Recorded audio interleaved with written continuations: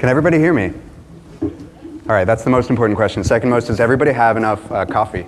You got coffee? There's coffee outside, all right.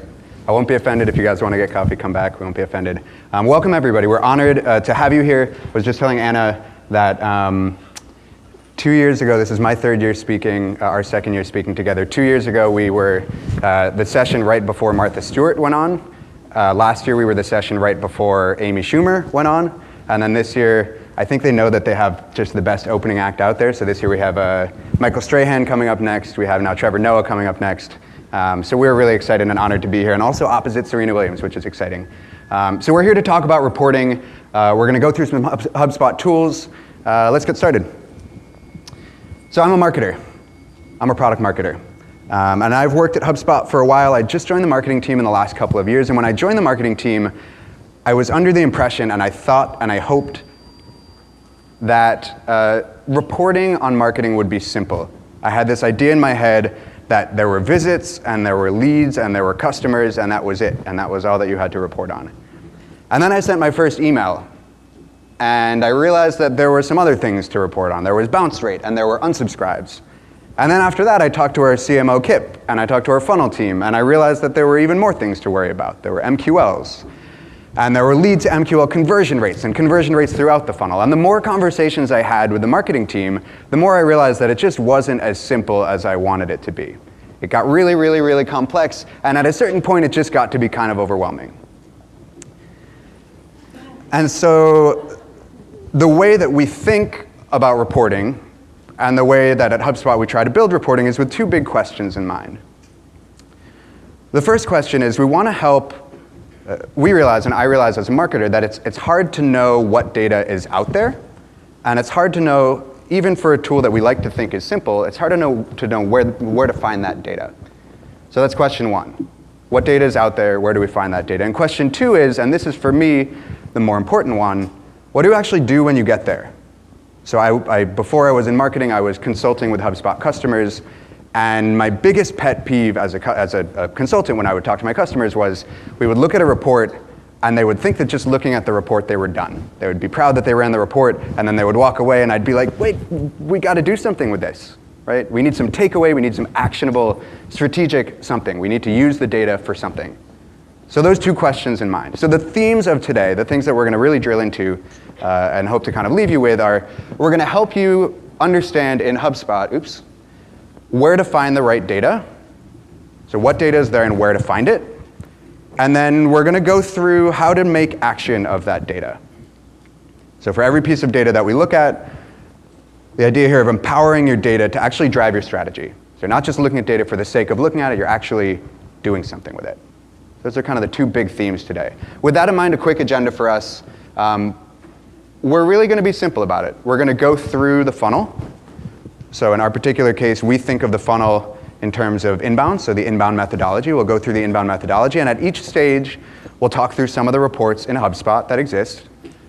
We'll talk them through from the questions that they answer into the results themselves. And then every time we'll have some strategic takeaways. So we'll think about looking at that data, what do we do with that? How does that help us be better marketers and better salespeople? At each point along the way, we're going to have an example from a customer. So we'll start out with an example from a music festival down in Atlanta. We'll go from there to a mortgage broker up in Kalamazoo, Michigan. And then we'll end actually with an example from our own HubSpot sales team. And from there, depending on how much time we have, I think the way that we're going to run it is actually, rather than Q&A here, we'll just have some discussions up front. The last couple of years, we've run it just up front. For those who have questions about the product, for those who don't, feel free to leave, but we want to make sure we do have some time to discuss. And then from there, Michael Strahan and Ali Wong and everybody else will send you guys to the rest of Inbound. Sound good? Cool. The coffee is working.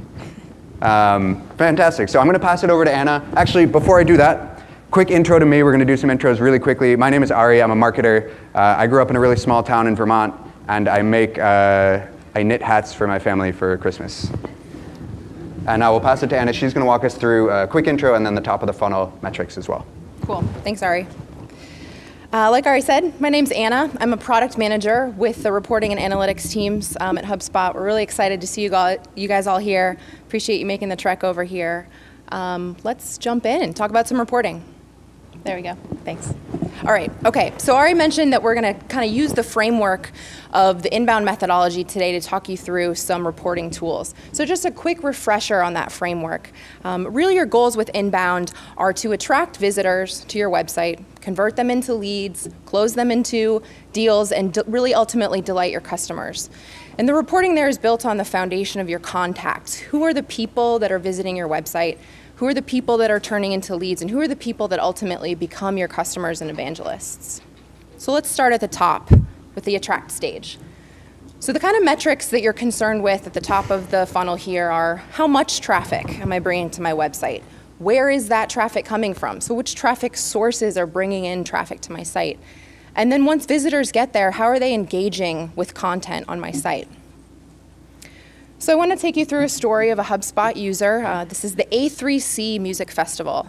My friend Andy and his buddies started this music festival a few years back, and it's a yearly festival every fall that has music performances, art and culture exhibits, food vendors, and all the rest.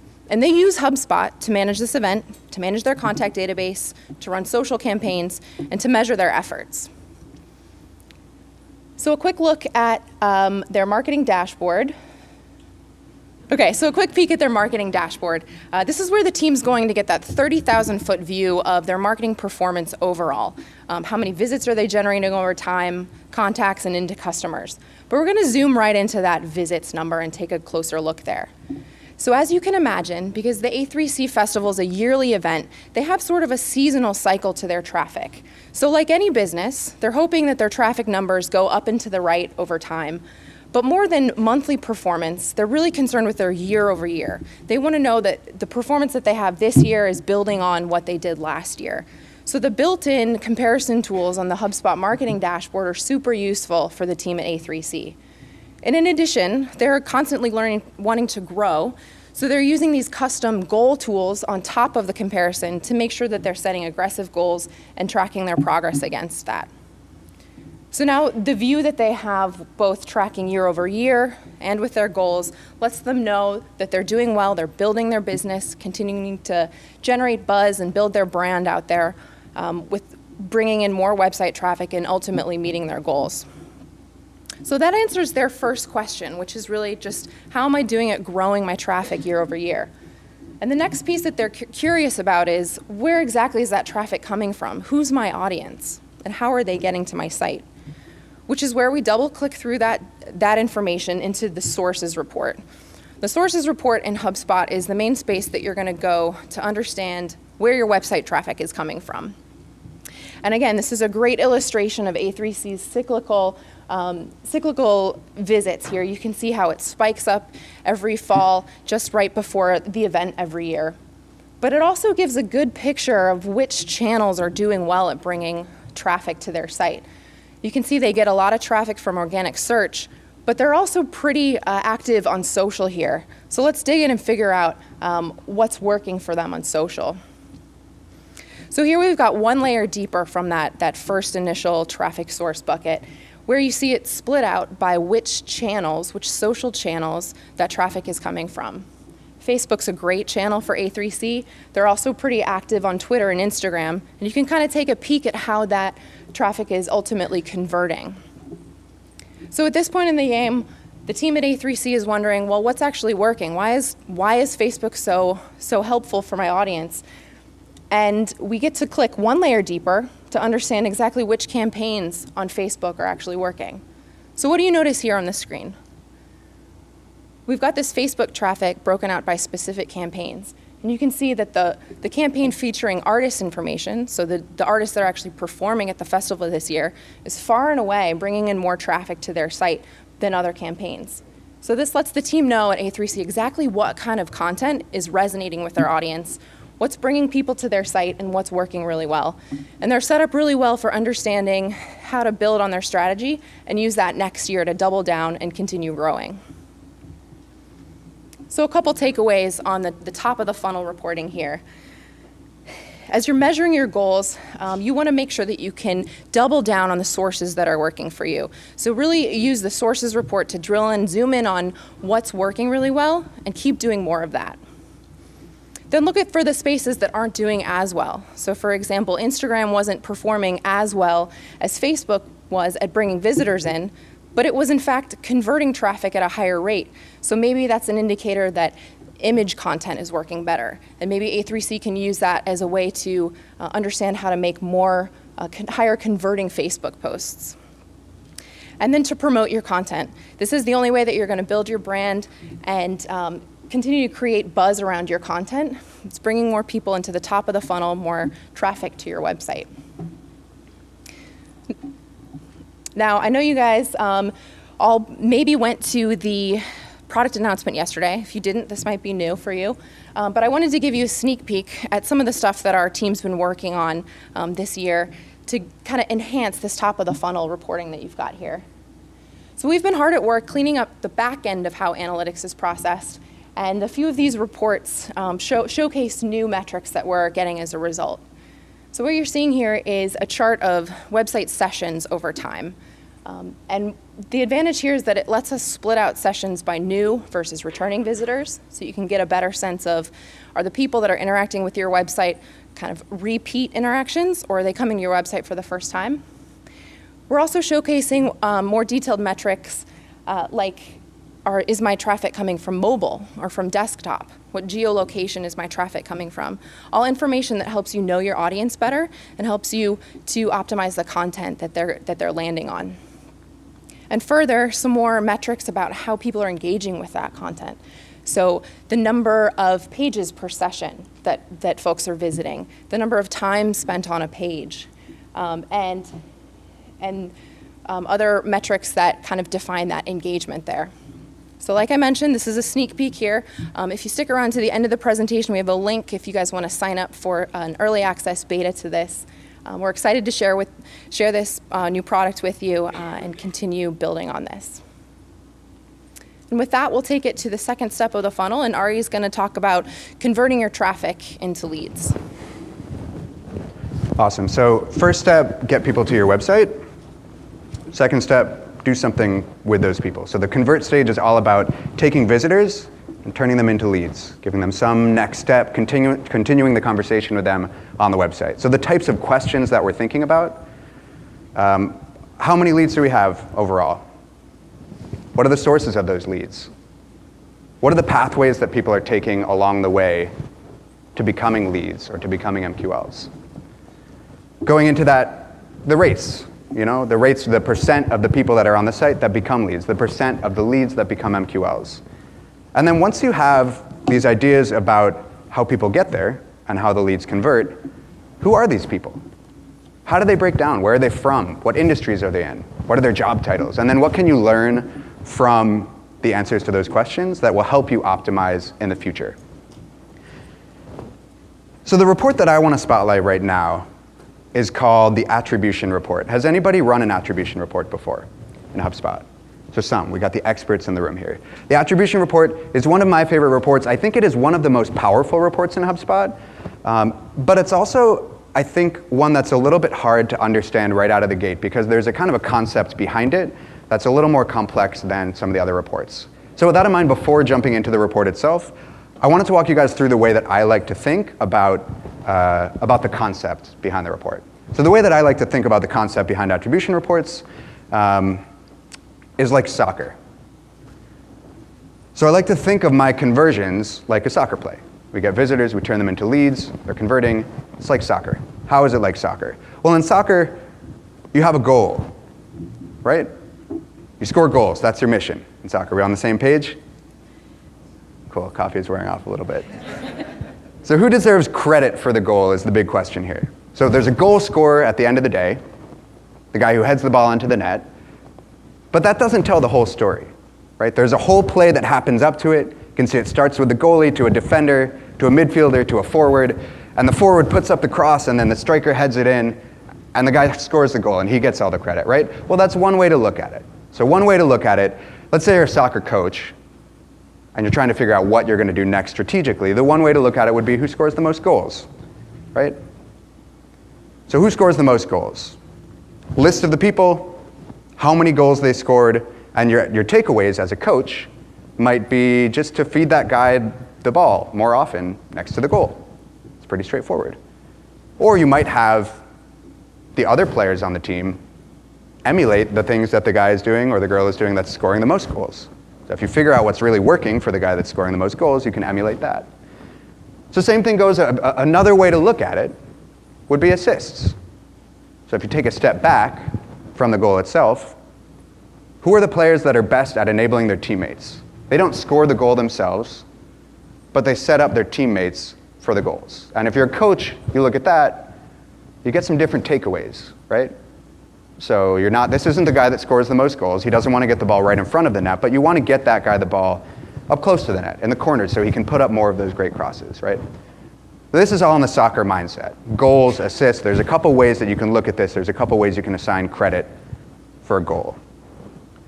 So the key here, or dare I say the kicker here, is that we want to think about that in the context of our website.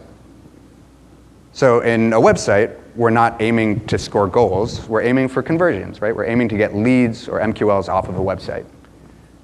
But if we just look at the pages or the sources that were just at that last step, at that conversion, that's not really telling the full story. There's a lot more to it. So somebody might have come to the website a couple different times. They might have seen a home page, a case study, a blog post, your blog homepage. They might have come back a second time, and then they finally get to a page and they convert and they give us their information, they become a lead. We want to understand what's happening along the way, right? We could look at it a couple different ways. We could look at that goal scoring page. You might want to look at that first page that people are seeing to understand what are the gateways into the website, the entry points into the website. We could look at the assists, right? We could look at the page, the one right before it, that feeds people into that final conversion. Right? So the idea here is that we take that same soccer analogy and we apply it to our website and to our conversions. And so with that in mind, I wanted to walk through a quick example of what this looks like manifested inside of HubSpot with a company called AmeriFirst. So AmeriFirst is a mortgage company up in Kalamazoo, Michigan. Dan is their marketer, fantastic guy, longtime HubSpot customer. Dan writes a lot of, actually is Dan in the room? Dan, are you here? Okay, cool. Just wanted to make sure. Dan writes a lot of content about mortgages. He makes a lot of offers about mortgages. So he generates a lot of leads off of his website. And Dan came to us, and what Dan's curious about is, okay, great, I can see the pages that these people converted on. That's great. But like, what were they doing before that? What are the pathways that they took in order to get to those conversions? And what he was specifically interested in was Dan writes a lot of blog posts. So people have a lot of questions about mortgages. He helps people answer the questions about mortgages on his blog. What he was curious about was, what are the blog posts that are driving people towards his conversions? So what are the blog posts that are driving people towards the landing pages where he's getting their information, where they're becoming leads, they're continuing that conversation? And so with that in mind, for Dan, we ran an attribution report. This idea of pathways towards a conversion is really at the center of it. And here's from a high level what it looks like. I realize it's a little dim, it's hard to see. So I want to zoom in here specifically on the data table within. And so what you'll see here, there are 3 columns. First column, the URLs on Dan's website. So URLs of Dan's website. In this case, we filter the URLs just for his blog posts. Second column, the number of contacts assisted. So what that statistic means, it's basically like in soccer, the assists. So it's saying how many people saw this blog post that's in the first column, went right from there to a place to convert, and then they converted on a landing page. So it's that assist number. Right? It's not the conversion point, it's the step, the penultimate, the step right before. And then in the final column is a percentage. That just takes that number of contacts and gives it a little bit of scale. So Dan included a certain set of contacts and a certain time frame, and he just wanted to get an idea of what percent of the folks that converted during that time frame went through this blog post along the way. So 3 columns to the report, pretty straightforward. I wanted to zoom in even further so that we can get down into the takeaways. So we ran this report. This is great. You can imagine why this might be useful for Dan. But what do you do with this? How do you get around that pet peeve of mine of like showing up, running a report, and then walking away satisfied to get the next cup of coffee and not doing anything about it? What can you do with this data? So a couple things that I pointed out to Dan that I think are really helpful for him and that we might be able to generalize outside of his situation too. The first is, it might be a little bit hard to see, but so these are the 6 posts that convert the most, that drive people towards the most conversions. 5 of those 6 are about the same topic. So it's this, I think it's 203K is a type of mortgage, it's a type of loan. 5 of his 6 best converting posts, they're the ones that drive the most people towards his landing pages to become leads, are about the same thing. That's a good insight for Dan, right? Next, 3 of those top 6 have the same formatted URL. So instead of just a list, instead of a how-to, he's writing question-based posts. The examples here, I think, why are 203K loans so terrible? How do I do this? Can I do something else? So the first takeaway we had was the topic, 203K loans. The second takeaway for Dan is, for him, this particular format in the URL is really working. These are the posts, he's writing a lot of posts, and these are the ones that are doing the best at actually growing his business. So for Dan, this is really useful. You can imagine next month, with this data in tow, Dan's strategy is altered, is updated by just having this data in front of him. So he'll write more about that topic that he knows is really, people are really curious about, they're really interested in getting more detailed information about, right? And then he'll try out the same kind of thing with the URLs, right? If he sees that his top 2 posts have the same type of URL, maybe he would try that with other posts moving forward. It's really actionable strategic takeaways for Dan at America First. So stepping back, I think it's pretty simple with the attribution report. There's a certain set of pages or a certain set of sources in some cases that works really well. Figure out what that is. Figure out what the patterns are. So for Dan, it was a topic, it was a format.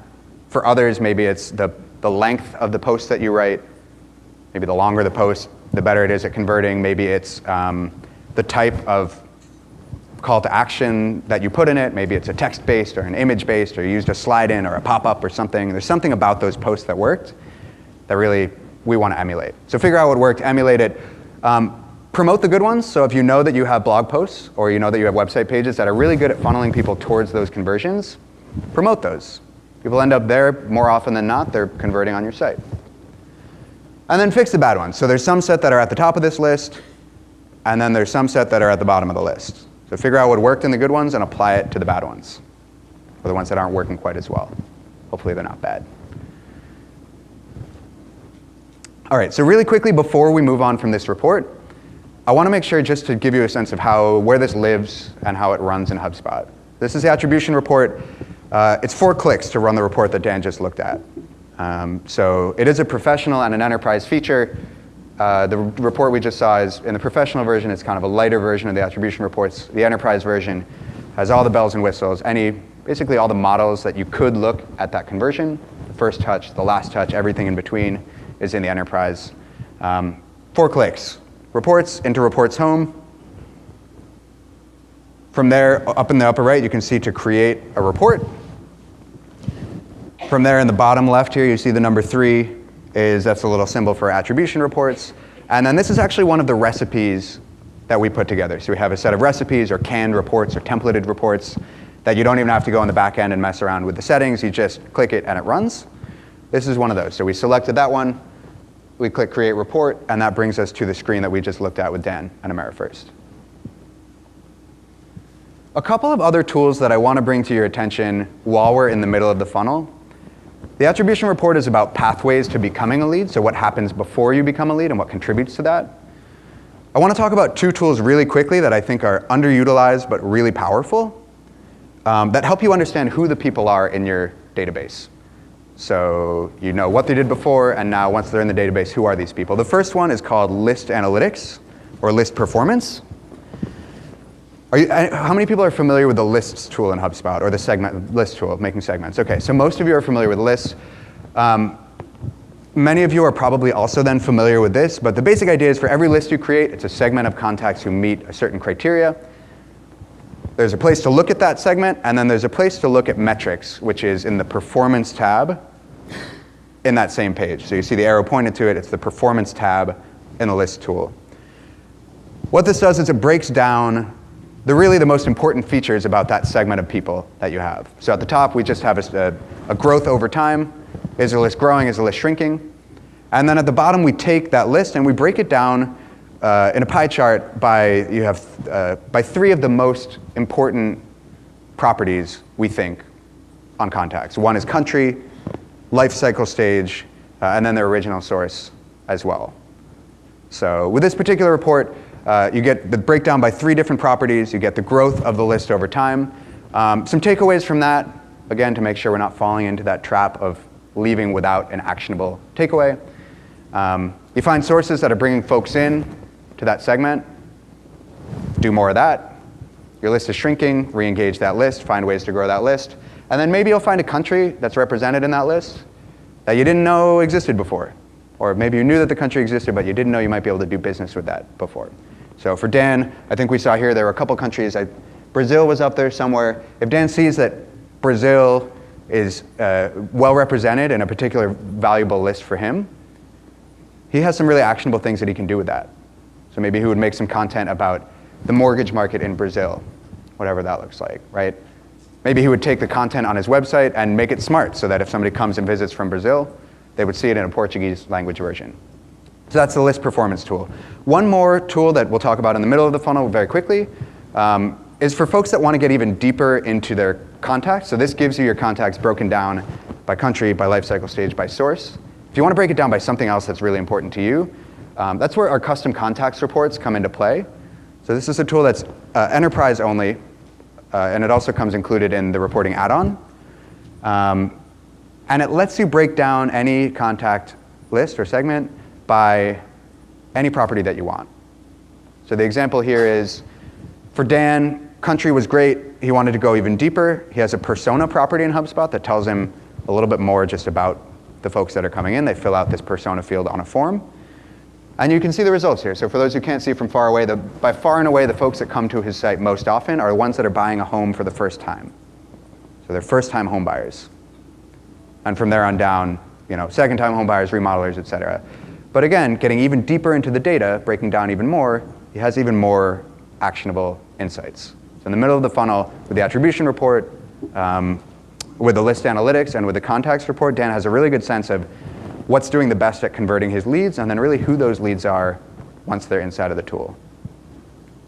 So with that in mind, Anna's going to close us out with the bottom of the funnel with a close section, and then I'll be back up in just a second just to wrap us up for good. Cool. Thanks, Ari. Okay, the bottom of the funnel, where we're focused on turning those leads into customers.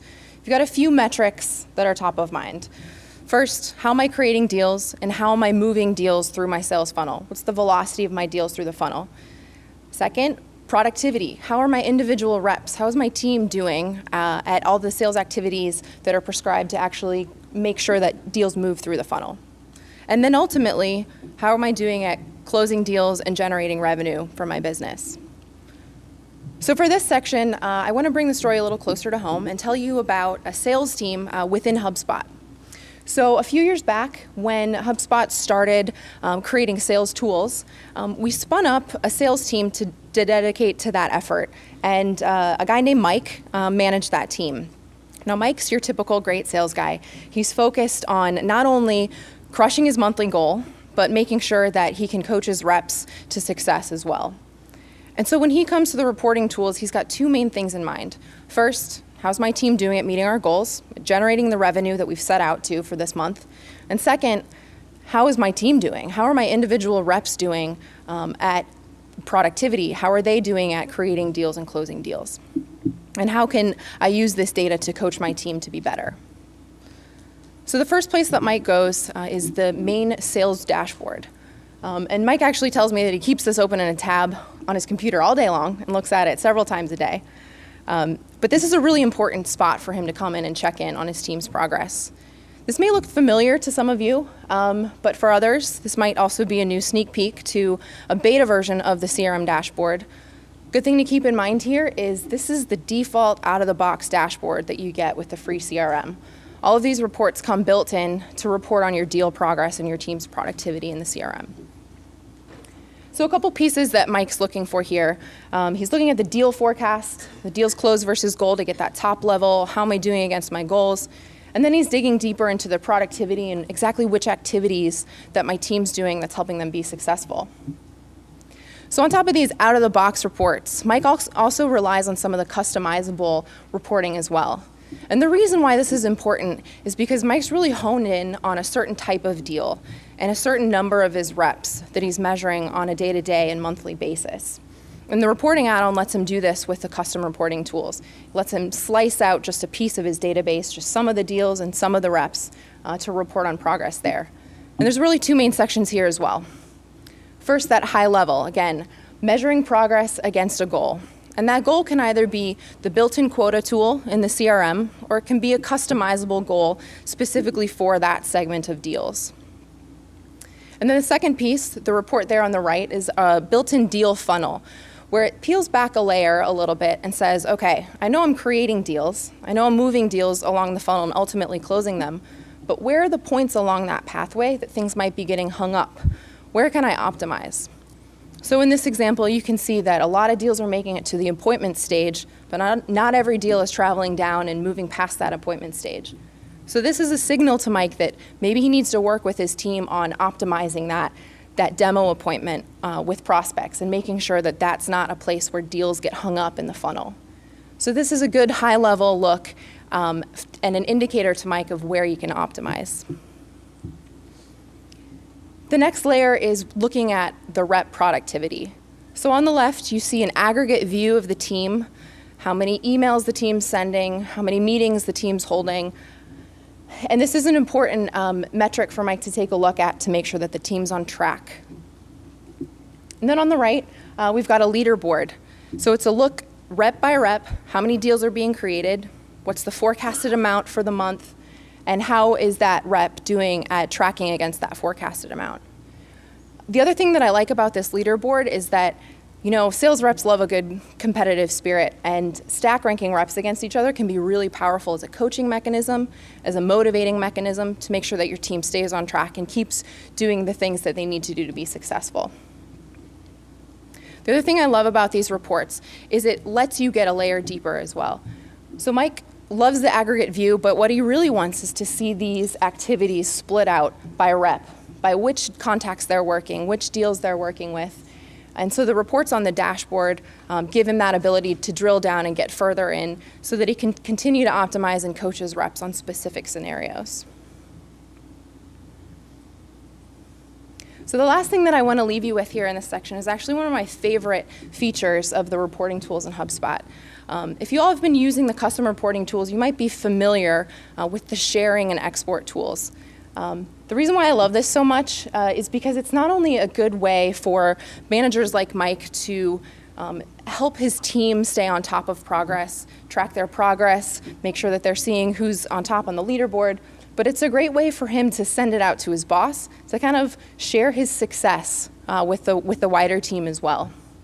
And up until now, these sharing export tools where you can actually schedule an email to go out to your team, maybe you schedule an email to go out to your boss, it's actually a visual representation of what's on your dashboard. Up until now, it was only available in the custom dashboards, but now it's available on your main marketing dashboard, on your out-of-the-box CRM dashboard, and it's available for any user to use for their team. So take a look for that. One of the other things that our team's been working on is, in addition to this email, a visual export into a PowerPoint or PDF format. We know that this can be a really helpful way to share information with your teams. So keep an eye on that in the product as well. So to wrap us up, the bottom of the funnel, deals reporting. What are the takeaways here?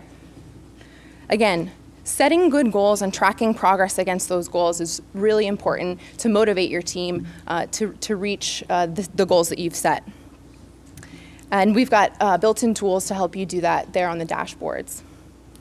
The detail level, drilling down into the specifics of deals and the specifics of those sales activities, helps you coach your team and optimize where things aren't going well. So that's the overview through the funnel of reporting and the tools in HubSpot that help you do that.